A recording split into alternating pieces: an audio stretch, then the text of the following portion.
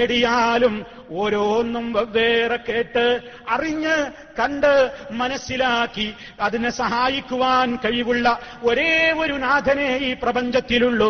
അത് അല്ലാഹു റബ്ബുൽ ആലമീൻ. അതാണ് നമ്മൾ പറയുന്നത് അൽഹംദുലില്ലാഹി റബ്ബിൽ ആലമീൻ അർറഹ്മാനിർ റഹീം. അങ്ങനെ കഴിവുള്ള ആരെങ്കിലും ലോകത്തുണ്ടോ? സഹോദര, ഏത് വിഭാഗത്തിൽപ്പെട്ടവരാണെങ്കിലും ഏത് മതവിശ്വാസികളാണെങ്കിലും ഒന്നാലോചിച്ചു നോക്കൂ. ലോകത്തുള്ള എല്ലാവരെയും അറിയാവുന്ന ഒരു ശക്തി ആരാ ഉള്ളത്? അവനെപ്പോലെ കരുണയുള്ളവൻ ആരാ ഉള്ളത്? അല്ലാഹു അർഹമു ബിഇബാദിഹി. അല്ലാഹു അവന്റെ അടിമകളോട് ഏറ്റവും കരുണയുള്ളവനാണ്. അവന്റെ ഗുണവിശേഷണങ്ങളിൽപ്പെട്ട ഏറ്റവും പ്രധാനപ്പെട്ട ഗുണമാണ് അർ-റഹ്മാൻ, അർ-റഹീം, അൽ വദൂദ്. എന്താണ് വദൂദ് എന്ന് പറഞ്ഞാൽ? ഏറെ സ്നേഹിക്കുന്നവൻ. അല്ലാഹു വലിയ സ്നേഹമാണ് നമ്മോട്. അല്ലാഹുള്ളത്ര സ്നേഹം വേറൊരാൾക്കും നമ്മോടില്ല. നമ്മളെ ഏറ്റവും കൂടുതൽ ഇഷ്ടപ്പെടുന്നു എന്ന് പറയുന്ന നമ്മുടെ മാതാപിതാക്കൾ നമ്മെ കൈയൊഴിഞ്ഞേക്കാം, നമ്മുടെ ഭാര്യ നമ്മെ കൈയൊഴിഞ്ഞേക്കാം, ഭർത്താവ് നമ്മെ കൈയൊഴിഞ്ഞേക്കാം, മക്കൾ നമ്മെ വെറുത്തേക്കാം. ലോകത്ത് അതാ പലപ്പോഴും ഒരു മനുഷ്യന് ഒരുപക്ഷെ അവന്റെ ശരീരത്തിൽ ഒരു രോഗം ബാധിച്ചു എന്ന് വിചാരിക്കുക.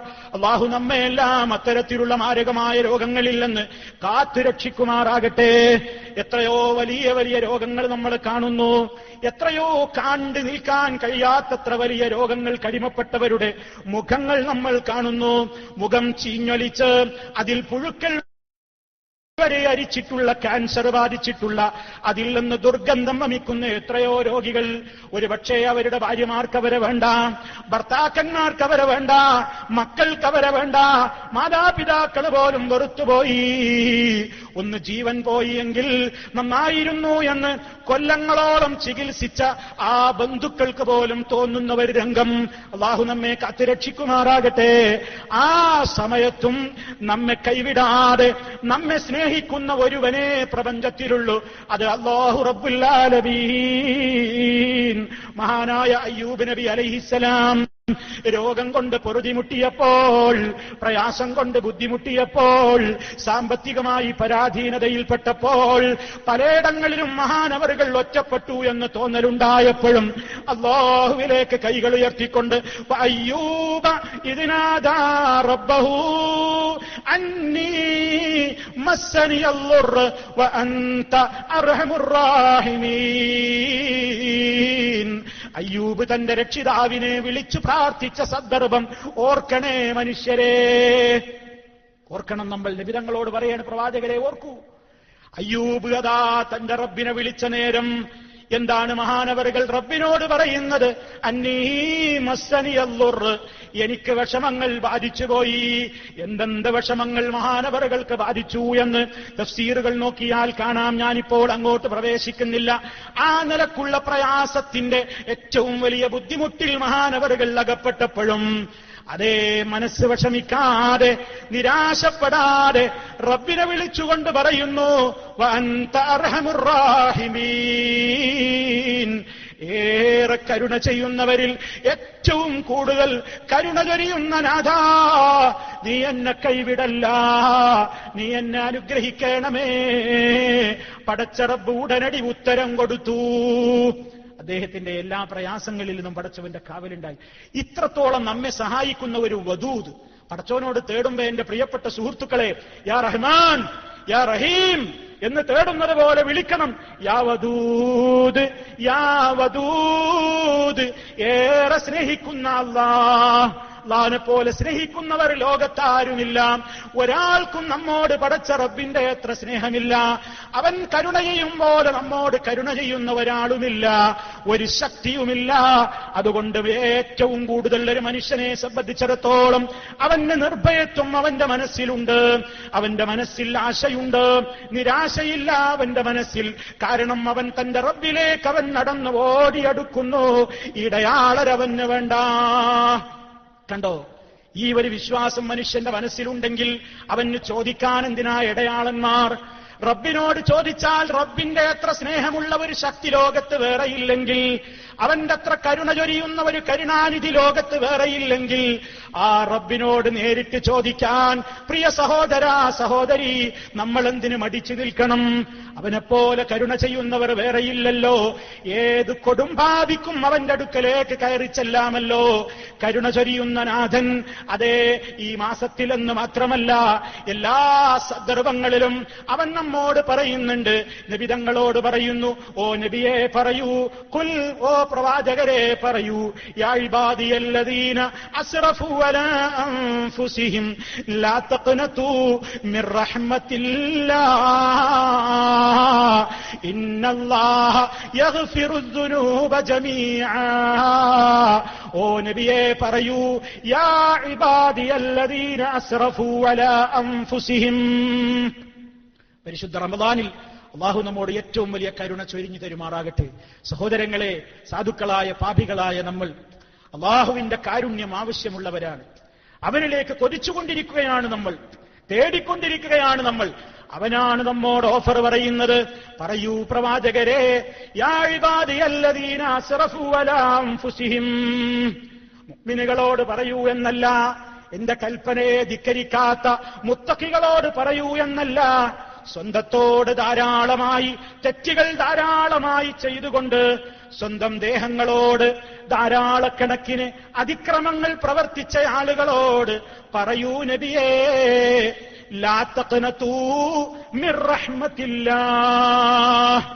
റമദാൻ ശഹ്റുർ റഹ്മ, കാരുണ്യത്തിന്റെ മാസത്തിൽ അവതീർണമായ കാരുണ്യത്തിന്റെ ഗ്രന്ഥത്തിൽ അല്ലാഹു പറയുന്നു, എന്റെ അടിമകളോട് പറയൂ, ലാ തഖ്നതൂ, നിങ്ങൾ നിരാശപ്പെടരുതെന്ന്, നിങ്ങൾ ആശമുറിഞ്ഞു പോകരുത്. മിർ റഹ്മത്തില്ലാഹ്, അല്ലാഹുവിന്റെ കാരുണ്യത്തിൽ നിന്ന് ആശമുറിഞ്ഞു പോകരുതേ. അള്ളാന്റെ കാരുണ്യത്തിൽ നിന്ന് ആശമുറിയരുത്. അല്ലാഹു ചെയ്ത ഏറ്റവും വലിയൊരു കാരുണ്യമാണ്. എന്തും പൊറുത്തു തരുന്ന റബ്ബാണവൻ.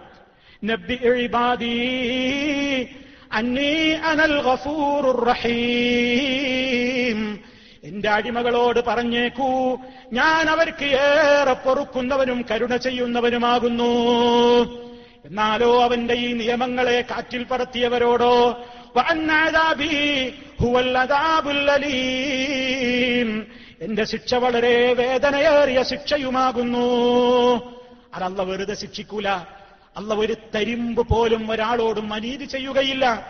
ആരും ചെയ്യാത്ത പ്രവർത്തനം ആരുടെയും മേൽ അവൻ അടിച്ചേൽപ്പിച്ച് കെട്ടിവെച്ചവൻ ശിക്ഷ നടപ്പാക്കുകയില്ല. മറിച്ച് ഈ ലോകത്ത് നിന്ന് ചെയ്യുന്ന തിന്മകൾക്ക് പോലും ഉടനടി ശിക്ഷ കൊടുക്കാതെ പടച്ച റബ്ബിങ്ങനെ വെയിറ്റ് ചെയ്യുന്നു. അഥവാ അവർക്ക് വേണ്ട സമയം നീട്ടിയിട്ട് കൊടുക്കുന്നു. അല്ല ചെയ്യുന്ന മറ്റൊരു കാരുണ്യമാണത്. ലോകത്ത് ഈ സമൂഹം ചെയ്യുന്ന തിന്മകൾക്ക് അല്ല ഉടനെ അങ്ങ് ശിക്ഷ നടപ്പാക്കുകയാണെങ്കിൽ ഈ ഭൂമിപ്പുറത്ത് ഒരാളും ബാക്കി ഉണ്ടാവുകയില്ല. വലൗ യുആഖിദുല്ലാഹു നാസ, മനുഷ്യന്മാര് ഈ ഭൂമിയിൽ ചെയ്യുന്ന തിന്മകൾക്ക് ഉടനെ അങ്ങ് പിടിക്കാൻ നിന്നാൽ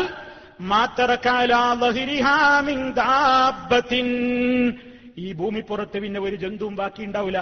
പക്ഷേ അള്ളാഹ് അവന്റെ പ്രത്യേകമായ കാരുണ്യ മുഖേന ഒരവധി വരെ ഇങ്ങനെ നീട്ടിയിട്ട് തരെയാണ്. ഇവൻ തൗബ ചെയ്യുന്നുണ്ടോ, ഇവൻ മടങ്ങുന്നുണ്ടോ, അവസരം നമ്മുടെ മുമ്പിൽ തുറന്നു കിടക്കുകയാണ്.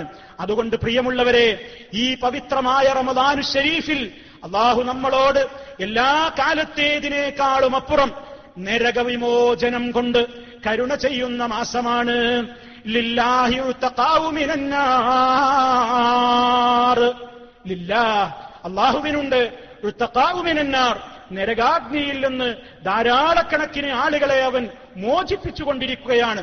വദാലിക ഫീ കുല്ലി ലൈല, റമദാനിന്റെ എല്ലാ രാത്രിയിലും അതുണ്ട്. റമദാനിന്റെ ആദ്യ രാത്രിയിലുമുണ്ട്, രണ്ടാം രാത്രിയിലുമുണ്ട്. ഫീ കുല്ലി ലൈലത്തിൻ, എല്ലാ രാത്രിയിലും അല്ലാഹു അതാ നരകവിമോചനം ഓഫർ ചെയ്ത് കരുണ ചെയ്തുകൊണ്ട് അവൻ നമ്മോട് അനുഗ്രഹം കാണിച്ചിരിക്കുന്ന മാസമാണ് സുഹൃത്തുക്കളെ.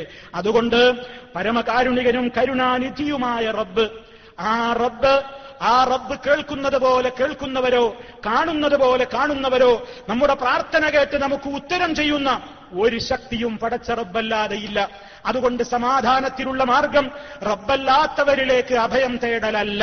സമാധാനത്തിനുള്ള ഏക മാർഗം അവനിലേക്ക് മാത്രം അഭയം തേടലാണ്, അവനോട് മാത്രം പ്രാർത്ഥിക്കലാണ്, അവന് മാത്രം നേർച്ച വഴിപാടുകൾ അർപ്പിക്കലാണ്, അവന്റെ പേരിൽ മാത്രം സത്യം ചെയ്യലാണ്, അവന്റെ മുമ്പിൽ മാത്രം സുജൂദ് ചെയ്യലാണ്, അവന്റെ ഭവനത്തെ മാത്രം തവാഫ് ചെയ്യലാണ്, അവനോട് മാത്രം നിരന്തരമായി കാര്യങ്ങൾ പറഞ്ഞുകൊണ്ട് പ്രാർത്ഥിക്കലാണ്.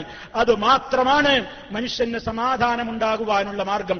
പടച്ച റബ്ബിൽ നിന്ന് പിടുത്തം വിട്ടാൽ ശിർക്കിന്റെ ഏറ്റവും വലിയ അപകട ചുഴിയിലേക്ക് മനുഷ്യൻ പോയാൽ പിന്നെ അവന്റെ മനസ്സുകൾ പലയിടത്തുമായി ചിതറും.